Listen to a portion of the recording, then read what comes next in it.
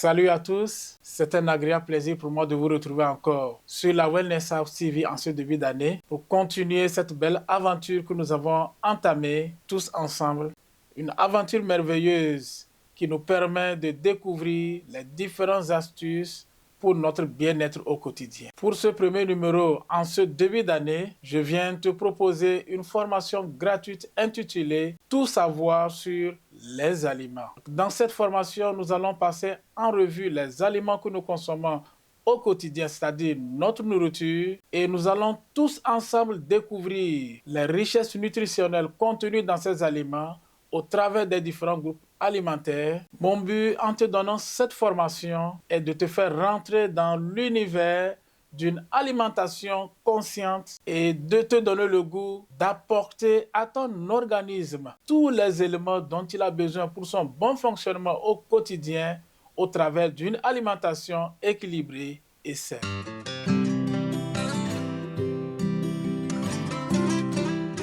Pour aborder cette thématique sur tout savoir sur les aliments, nous allons dans un premier temps nous intéresser à ce que c'est qu'un aliment. S'il y a un synonyme à ce mot aliment, nous pourrons dire simplement la nourriture. Donc, les aliments, c'est notre nourriture. Ce sont des substances que nous consommons au quotidien et ces substances ont pour but de nous apporter l'énergie dont nous avons besoin, de nous apporter également tous les éléments dont notre organisme a besoin au quotidien pour bien fonctionner. Donc, tout simplement, nous allons dire qu'un aliment, c'est toute substance que nous consommons et qui est importante à notre organisme dans ce sens où cette substance lui apporte de l'énergie et lui apporte également les éléments dont il a besoin pour sa croissance et son entretien. Lorsque nous consommons un aliment, quelques heures après, nous allons aux toilettes. L'aliment qui a été consommé, une partie de tout ce que nous avons mangé sera rejeté comme des matières à déchets. Donc, cet aliment que nous avons consommé a tout simplement subi une digestion dans notre tube digestif et à la fin de cette digestion, les éléments contenus dans cet aliment qui sont importants pour notre organisme sont pris en charge par la circulation sanguine.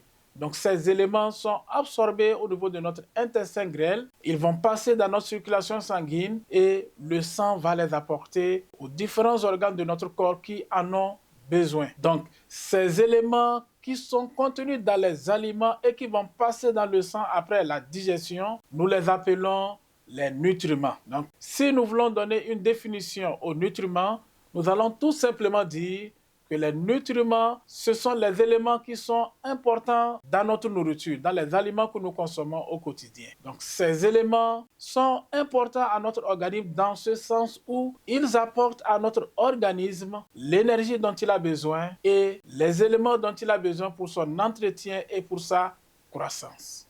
Si nous voulons résumer, nous allons tout simplement dire que l'aliment que nous avons consommé, cet aliment contient deux choses. Le premier élément qui est important, ce sont les nutriments contenus dans cet aliment et ensuite les matières à déchets qui seront rejetées lorsque nous allons aux toilettes. Nous allons à présent nous intéresser aux différents nutriments qui sont contenus dans les aliments que nous consommons au quotidien. Il y a plusieurs nutriments qui se trouvent dans les aliments que nous consommons au quotidien et nous pouvons relever ici les nutriments qui sont essentiels, à savoir les glucides, les lipides, les protéines, les vitamines, les sels minéraux et l'eau. Parmi ces nutriments essentiels que nous venons de citer, nous avons certains d'entre eux que notre organisme demande en grande quantité. Et ces nutriments, nous allons les appeler les macronutriments. Donc les macronutriments, nous avons essentiellement les glucides, nous avons les lipides, nous avons les protéines, nous avons l'eau et nous avons les gros minéraux ou bien les macrominéraux. Parlant des nutriments qui sont indispensables à notre organisme, mais en petite quantité, nous allons tout simplement citer les vitamines et les petits minéraux ou micro-minéraux. Comme nous l'avons dit précédemment, les aliments que nous consommons contiennent des nutriments et ces nutriments ont pour rôle d'apporter l'énergie nécessaire à notre organisme et de lui apporter également les éléments dont il a besoin pour son entretien et sa croissance. Dans ce cas, si les aliments que nous consommons au quotidien sont pauvres en nutriments ou bien manquent de nutriments, cela va entraîner une dénutrition qui va induire des maladies de carence. Certaines maladies de carence que nous connaissons, nous pouvons citer le kwashiorkor, nous pouvons citer la pelagre et d'autres maladies. À l'opposé, lorsqu'il y a un apport excessif de macronutriments, c'est-à-dire les glucides, les lipides et les protéines, cela va entraîner l'obésité et d'autres maladies apparentées comme le diabète et l'hypertension artérielle. Un apport excessif de micronutriments, c'est-à-dire les sels minéraux et les vitamines, devient toxique pour notre organisme.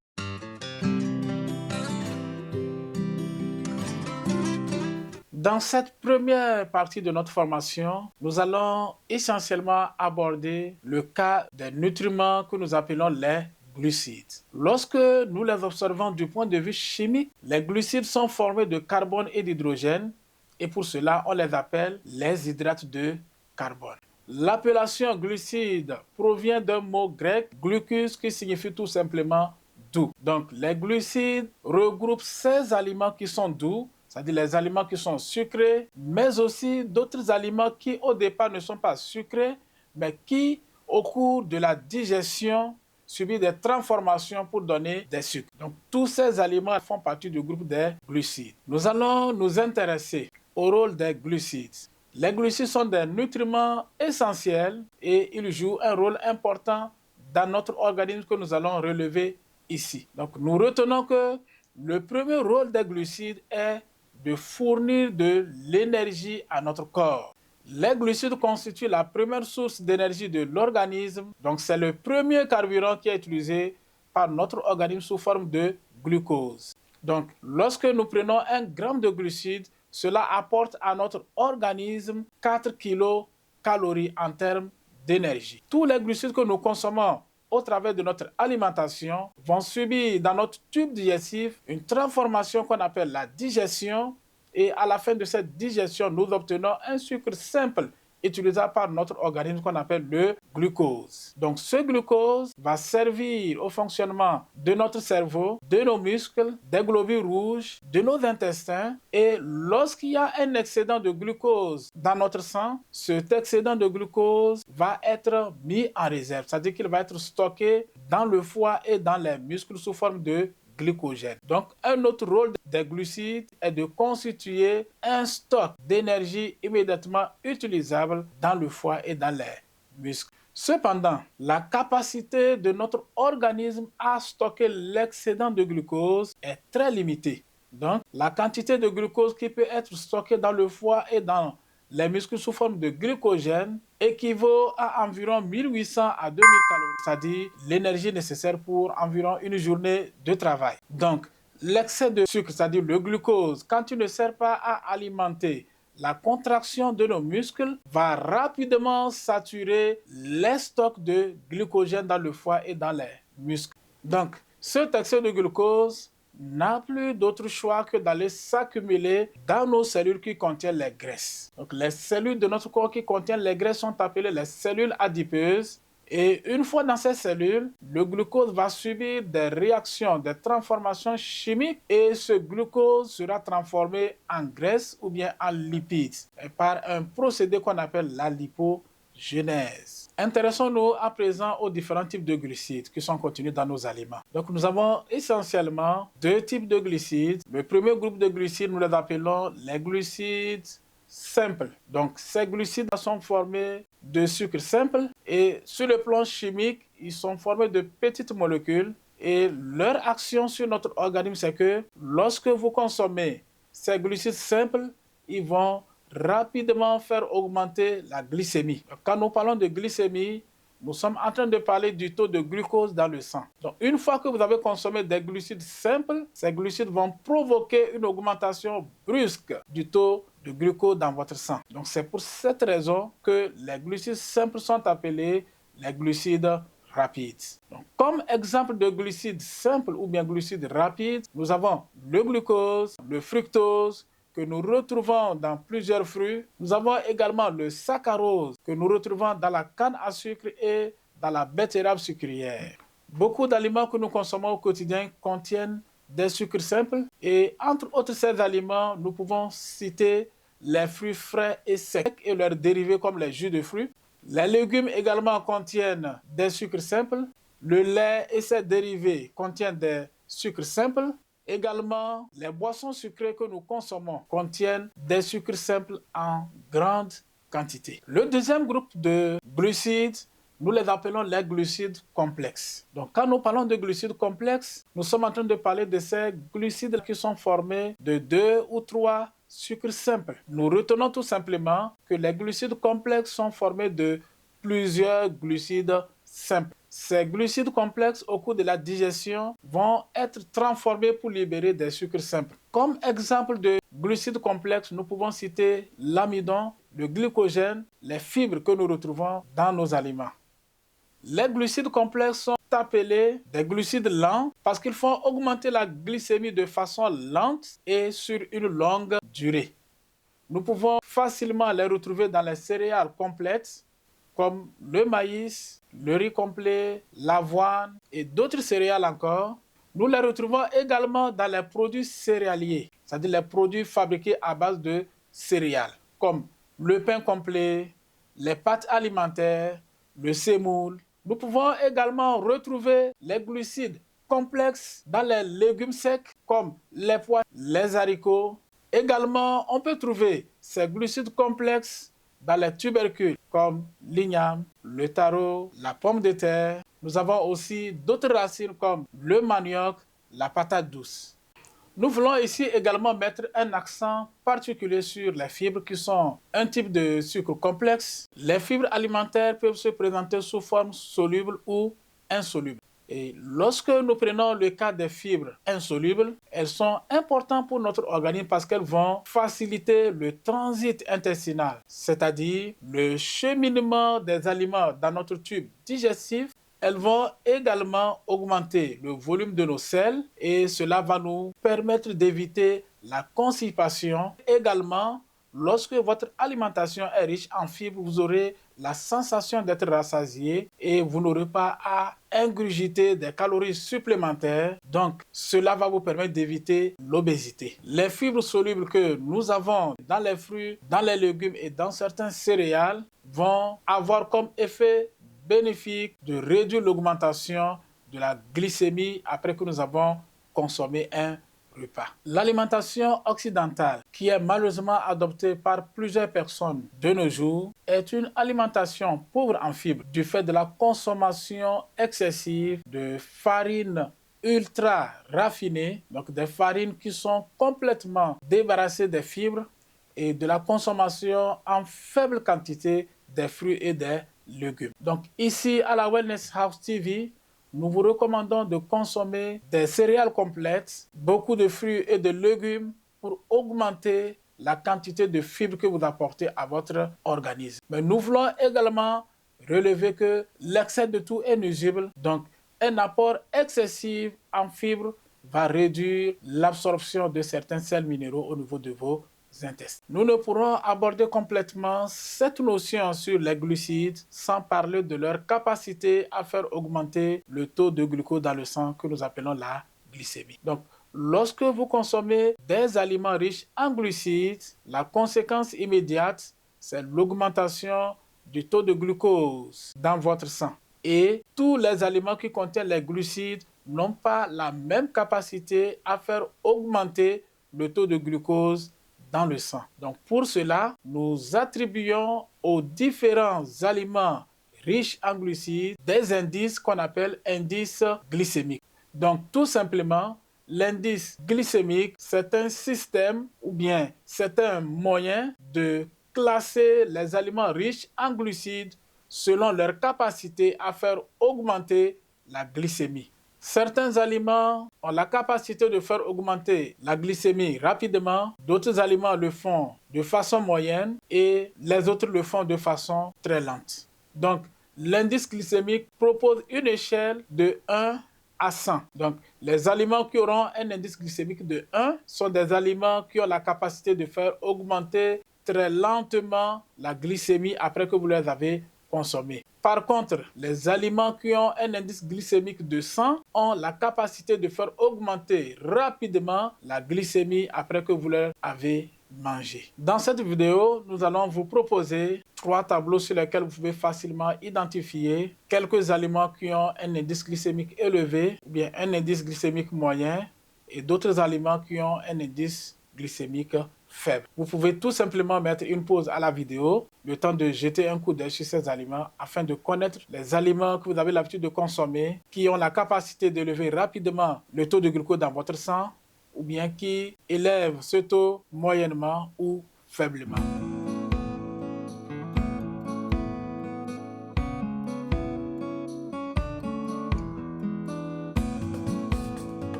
Donc, en regardant ces 3 tableaux que nous avons proposés, vous aurez facilement pu constater que les glucides complexes ont un indice glycémique inférieur à celui des glucides simples. Mais nous n'allons pas nous limiter à cela parce qu'il y a d'autres facteurs qui vont influencer l'indice glycémique, des facteurs comme les aliments que vous avez consommés avant les glucides. Si vous prenez un thé de gymnéma ou communément appelé gurmar, 15 à 30 minutes avant de consommer un aliment riche en glucides, cela pourra réduire l'absorption du sucre au niveau de vos intestins en bloquant temporairement les récepteurs du goût sucré. Aussi, si vous prenez 1 à 2 tasses de thé de mûrier, de préférence entre les repas, cela va inhiber les enzymes ou bien les substances qui permettent la digestion des glucides et cela peut ainsi réduire le taux de glucose dans votre sang. Nous avons également d'autres facteurs qui peuvent influencer l'indice glycémique des glucides. Et entre autres ces facteurs, nous pouvons citer premièrement la transformation.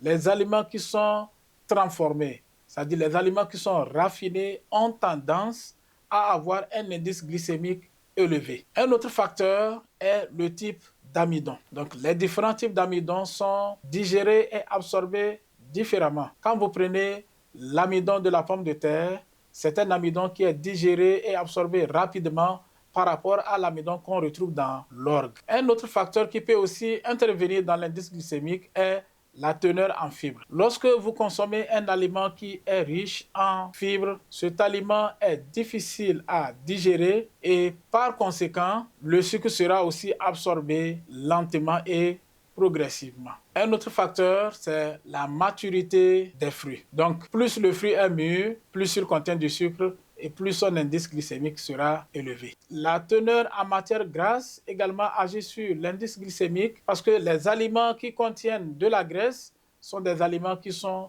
difficiles à digérer. Donc, ces aliments mettent plus de temps à être digérés dans notre tube digestif et par conséquent, le sucre sera aussi absorbé plus lentement. Nous prenons aussi en compte la préparation. Donc, un aliment qui est cuit sera un aliment qui est facile à digérer et le sucre sera aussi rapide à absorber. Donc, il existe également d'autres facteurs qui sont des facteurs personnels à chaque individu. De la manière dont mon organisme va digérer et absorber les glucides, ce ne sera pas la même manière pour un autre individu. Donc, chaque organisme a sa manière de digérer et d'absorber les glucides. Cette notion d'indice glycémique que nous sommes en train de partager ici dans cette vidéo avec vous est très importante et cela mérite d'être pris en compte dans votre alimentation parce que les aliments que vous consommez et qui ont un indice glycémique élevé vont provoquer l'augmentation du taux de sucre, c'est-à-dire du glucose dans votre sang et en réponse à cela, un organe de votre corps qu'on appelle le pancréas sera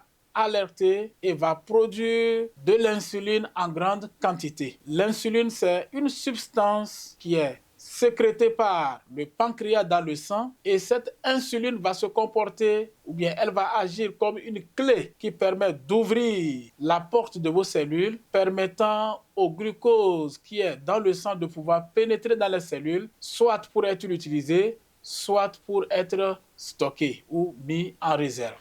Donc, l'augmentation du taux d'insuline dans votre sang va provoquer la baisse de la glycémie que nous appelons l'hypoglycémie. Et cette hypoglycémie a pour conséquence sur votre corps la sensation de la faim. Donc vous allez ressentir la faim et cela va vous induire à consommer un excès de calories et vous allez prendre du poids. Donc, la consommation des aliments à indice glycémique élevé a pour conséquence la prise de poids, c'est-à-dire l'obésité. À l'opposé, les aliments que vous consommez et qui ont un faible indice glycémique n'entraînent pas une augmentation du taux d'insuline dans le sang et par conséquent, vous allez ressentir, vous allez avoir la sensation d'être rassasié pour plus longtemps et vous n'aurez pas besoin de consommer des calories excessives. Donc cela va vous permettre de réduire le problème d'obésité, le problème de diabète de type 2. Et si vous êtes déjà une personne vivant avec le diabète, cela va vous permettre d'éviter les complications liées au diabète. Il faut également noter que malgré le lien que nous pouvons faire entre les aliments à indice glycémique faible et une meilleure santé, l'indice glycémique ne suffit pas à lui seul pour faire le choix d'une alimentation saine. Par exemple, l'indice glycémique des chips et des barres chocolatées, qui est 70, est nettement inférieur à celle de certains aliments entiers et riches en nutriments qui sont des choix sains, comme la pastèque qui a un indice de 75 ou bien les carottes cuites qui ont un indice de 85. Donc, ce que nous devons retenir ici, c'est que certains aliments ont un indice glycémique faible, mais malheureusement, ne sont pas riches en certains nutriments essentiels. Donc, pour cela, l'indice glycémique ne doit pas être le seul guide que nous allons utiliser dans le choix de nos aliments. Donc, il faut pour cela se référer à une autre méthode, à un autre moyen que nous appelons la charge glycémique. L'index glycémique, comme nous l'avons dit précédemment, prend seulement en compte la vitesse à laquelle un aliment riche en glucides augmente le taux de sucre dans le sang. Mais cette notion d'index glycémique ne prend pas en compte la quantité de glucides contenus dans cet aliment. La charge glycémique, quant à elle, prend en compte l'indice glycémique et la quantité de glucides contenus dans un aliment. Quand vous prenez des aliments comme les carottes, les bananes, la pastèque, ces aliments peuvent avoir un indice glycémique élevé, mais au contraire, ils contiennent très peu de glucides.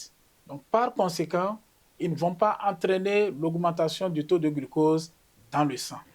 En résumé, dans notre vidéo d'aujourd'hui, nous avons échangé sur le premier groupe de nutriments qu'on appelle les glucides et nous avons passé en revue leur importance. C'est la première source d'énergie pour notre organisme et c'est également de l'énergie stockée sous forme de glycogène dans le foie et dans les muscles. La recommandation que nous pouvons vous faire ici à la Wellness House TV, c'est de vous encourager à favoriser les glucides complexes en consommant les céréales complètes, les légumineuses, les légumes. Nous vous encourageons également à inclure les fibres dans votre alimentation en consommant plus de fruits frais, plus de légumes, les noix, les graines, les céréales complètes. Et nous vous recommandons également de limiter les sucres simples et raffinés. Donc, réduisez au maximum les desserts sucrés, les pâtisseries, les aliments ultra transformés, les sucreries comme nous les appelons, et privilégiez en retour les sucres naturels que vous trouvez dans les fruits et dans les produits laitiers naturels.